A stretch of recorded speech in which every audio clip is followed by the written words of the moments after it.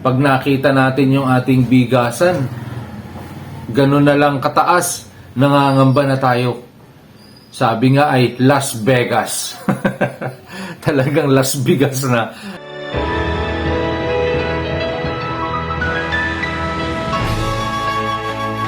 Nang marinig ni Jesus ang pagkamatay ni Juan Bautista, lumayo siya at namangka na sila-sila lang patungo sa ilang na lugar. Ngunit nalaman ito ng mga tao at sumunod sila sa kanya na naglalakad mula sa kanilang mga bayan. Pagdating ni Jesus sa pangpang, nakita niya ang maraming taong nagkakatipon doon at naawa siya sa kanila at pinagaling niya ang mga may sakit.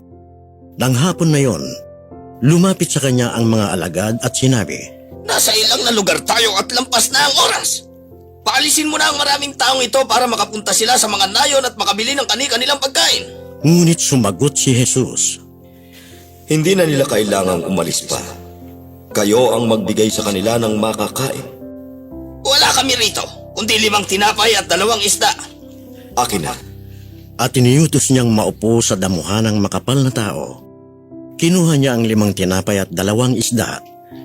Tumingala sa langit, nagpuri, hinati ang mga tinapay at ibinigay sa kanyang mga alagad, at ibinigay rin nila sa mga tao, at kumain silang lahat at nabusog. At inipon nila ang mga natirang pira-piraso, 12 punong basket. Mga 5,000 lalaki ang napakain, bukod pa sa mga babae at mga bata.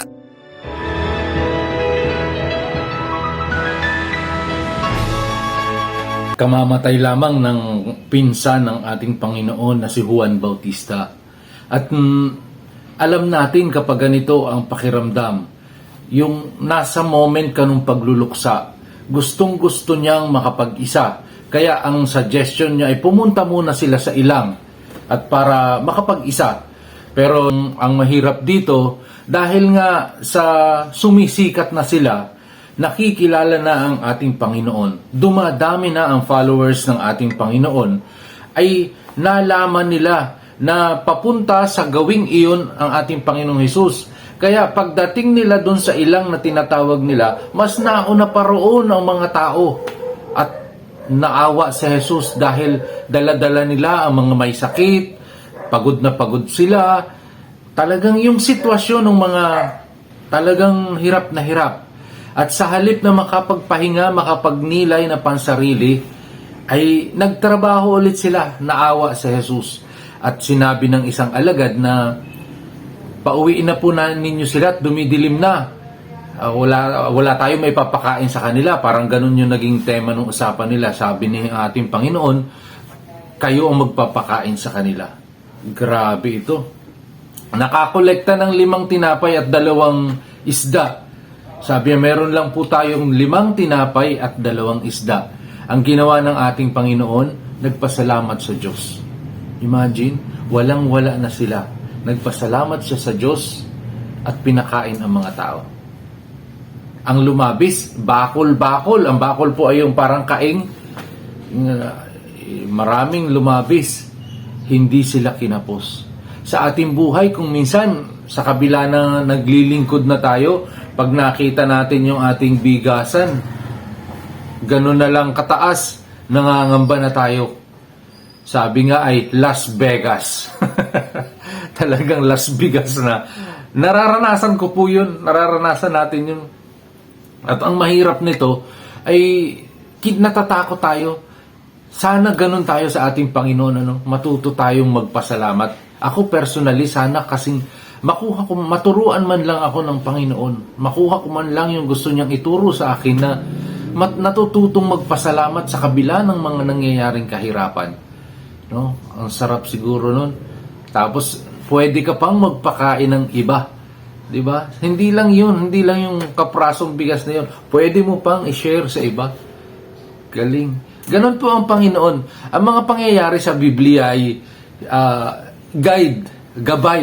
Sabi nga ni Father Dave Concepcion ay, ang meaning daw ng Bible ay basic instruction before leaving earth Bible. Tama nga naman. Yung ating mga problemang nararanasan at mararanasan ngayon, nangyari na noon. At alam natin ang solusyon kung babasahin natin sa Biblia.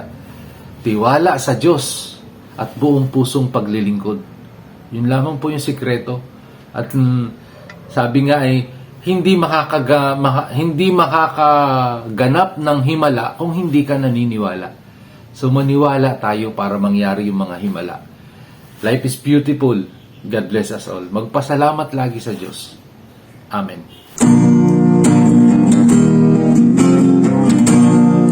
Darating ang oras, ibubuhos ng langit ang mangkok sa lupa, punong-puno ng galit.